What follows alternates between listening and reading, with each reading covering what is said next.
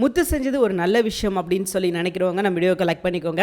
ஆமாங்க, ரேகாவை அவங்க அம்மா அதாவது சிந்தாமணியோட பிடியிலிருந்து காப்பாத்திருக்கிறாங்க. உண்மையிலே இது நல்ல விஷயமா பார்க்கப்படுது. ஓகேங்க, இன்னைக்கு எபிசோட் நடந்த விஷயங்களை சுருக்கமா பார்த்துட்டு அண்ட் இதுக்கப்புறம் என்ன நடக்க போகுது அப்படின்றத பார்க்கலாம். இன்னைக்கு எபிசோட்ல பாத்தீங்கன்னா ஆரம்பத்துல பாட்டி வீட்டை தான் காட்டுறாங்க. பாட்டிட்ட சொல்லிட்டு விட்டுட்டு வர்றாங்க, சத்யாவையும் ரேகாவையும் பார்த்துக்கோங்க பாட்டி, உங்க பொறுப்பு தான் அப்படின்ற மாதிரி சொல்ல, இதெல்லாம் நான் பாத்துக்கிறேன்டா, நீ எப்படா சீக்கிரமா நல்ல செய்தி சொல்ல போற அப்படின்னு சொல்லி பாட்டி முத்துவை பார்த்து கேட்கிறாங்க. நல்ல செய்தி தானே, இந்த ஊருக்கு போயிட்டு வந்து சொல்லிடுறேன், இவங்க 2 பேருக்கு கல்யாணம் தான் அடுத்த நல்ல செய்தி அப்படின்ற மாதிரி சொல்ல, அட தற்குறி அப்படின்னு சொல்லி நம்ம முத்துவை பாட்டி வைறாங்க. டேய், உனக்குலாம் கூறும் கிடையாது ஒன்றும் கிடையாது, நான் என்ன கேட்குறேன் நீ என்ன சொல்ற அப்படின்ற மாதிரி பாட்டி சொல்லிட்டு அதோட அந்த சீனை கட் பண்றாங்க. அண்ட் அப்படியே கட் பண்ணா வீட்டை காட்டுறாங்க. வீட்டில் வந்து சிந்தாமணி பயங்கரமா கத்திக்கிட்டு இருக்காங்க.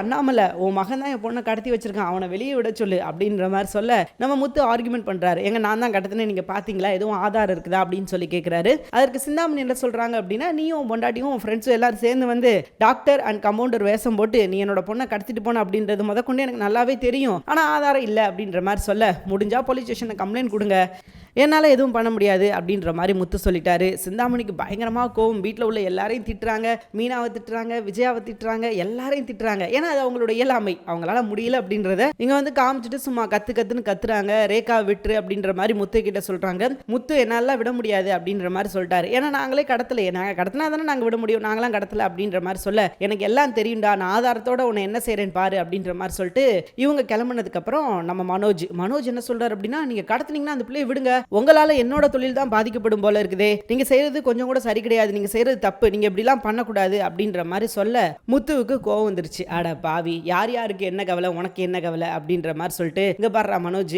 அது உன் பிரச்சனை, இது எங்க பிரச்சனை, நாங்க பாத்துக்கிறோம், எங்க பிரச்சனைக்குள்ள நீ தலையிடாத அப்படின்னு சொல்லிட்டு இவர் சொல்ல, அண்ட் அதுக்கப்புறம் பாத்தீங்கன்னா மீனாவுக்கும் விஜயாவுக்கும் வாக்குவாதமா போயிருச்சு. இதெல்லாம் ஒரு குடும்பமா அப்படின்னு சொல்லி மனோஜ் பேச, மனோஜை நம்ம மீனா திட்ட, ஏன்னா நீ இதெல்லாம் பத்தி பேசக்கூடாது, நீ முதல்ல பொண்டாட்டி கூட ஒழுங்கா வாழ்றியா, இல்ல நீ எல்லாம் அதை பத்தி பேசலாமா அப்படின்னு சொல்லி மீனா கேட்க, மனோஜ் கோம்பர.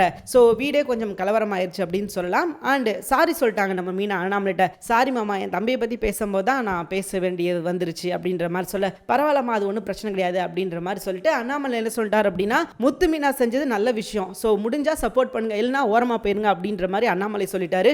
குடும்பம் ஒட்டு மொத்தமாக பார்த்தீங்கன்னா இவங்க 2 பேருக்கு தான் சப்போர்ட் பண்ணுது, ஏன்னா இவங்க சைடு நியாயம் இருக்குது அப்படின்றதுனால எல்லாருமே சப்போர்ட் பண்றாங்க. மனோஜ் விஜயாவுக்கு மட்டும் ஒரு பயம், ஏன்னா மனோஜ் என்ன சொல்லிட்டான், என் தொழில் பாதிக்கப்படும் அப்படின்ற சொன்னவனே விஜயாவுக்கு வந்து உடனே போய் விட்டுரு, ஏன்னா நேத்து வரைக்கும் என்ன சொல்லிக்கிட்டு இருந்தாங்க அப்படின்னா, சத்யாவை அந்த பொண்ணை கூப்பிட்டு ஓட சொல்லு அப்படின்னு சொல்லிக்கிட்டு இருந்த விஜயா தன்னோட பையனுக்கு வேலை பாதிக்கப்பட்டுரும் அப்படின்னு சொல்லும் போது உடனே வந்து அந்த பொண்ணை போய் விட்டுரு அப்படின்ற மாதிரி சொல்ல, எல்லாரும் பிடிச்சி திட்ட ஆரம்பிச்சிட்டாங்க. இதுல உனக்கு தேவையில்லாத விஷயம், நீ போய் வேலையை பாரு அப்படின்ற மாதிரிலாம் சொல்லிட்டாங்க.